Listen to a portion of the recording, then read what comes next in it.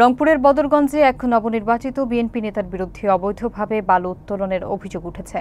স্থানীয়দের অভিযোগ, দলীয় ক্ষমতার প্রভাব খাটিয়ে তিনি প্রশাসনকে পরোয়া করছেন না। প্রতিনিয়ত ড্রেজার মেশিনের সাহায্যে নদী থেকে অবৈধভাবে বালু উত্তোলন করছেন বলে অভিযোগ তার বিরুদ্ধে। এতে পরিবেশের মারাত্মক ক্ষতি হচ্ছে।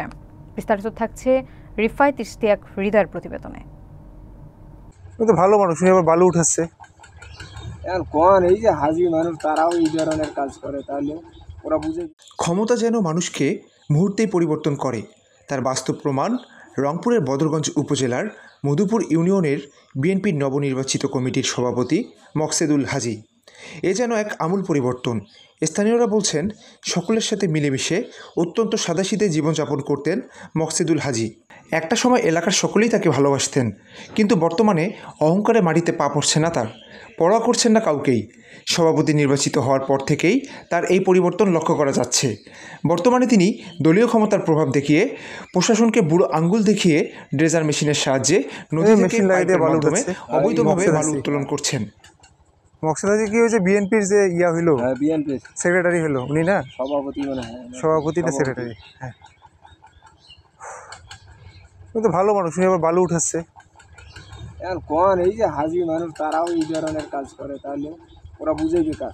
সেটাই তো। কিন্তু এইটাই তো আমার বুঝে আইছে না যে এত সাংবাদিক আসেন গেল, কোনো কাজ হইল। কিছুদিন আগে নাইলে 10-15 জন 2-3 দিন আসছিল, আচ্ছা, কোনো কাজ হয়নি। এছাড়াও বর্তমানে প্রতিটি ক্ষেত্রে দলীয় ক্ষমতার প্রভাব দেখানোর চেষ্টা করছেন মকসেদ হাজি। এই বিষয়টি বিএনপির জেলা ও কেন্দ্রীয় পর্যায়ের নেতাকর্মীদের অবগত করা হলে তারা বলেন, দলীয় ক্ষমতার প্রয়োগের মাধ্যমে যে কেউই কোনো প্রকার অনিয়ম দুর্নীতিতে জড়িয়ে পড়লে তাকে বিন্দুমাত্র ছাড় দেওয়া হবে না, বরং তার বিরুদ্ধে তাৎক্ষণিক দলীয়ভাবে কঠোর পদক্ষেপ গ্রহণ করা হবে। মকসেদুল হাজির পাশেই বৃহৎ একটি এলাকা জুড়ে দীর্ঘদিন ধরে যোগসাযোগের মধ্য দিয়ে বালু উত্তোলন করে আসছেন মোয়াজ্জেম নামক আরেকজন ব্যক্তি। তিনি ওই এলাকার বালু সম্রাট নামে পরিচিত। এই অবৈধ বালু উত্তোলনের মাধ্যমে তিনি তার জীবনমানের পরিবর্তন করেছেন বলে জানান স্থানীয়রা। তবে অর্থসম্পদ এবং ক্ষমতার দাপট থাকায় কেউই তার বিরুদ্ধে মুখ খুলতে সাহস পান না।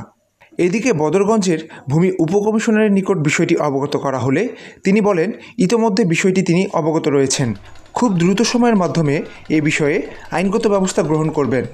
রিফায়েত ইশতিয়াক হৃদয়, চ্যানেল A1।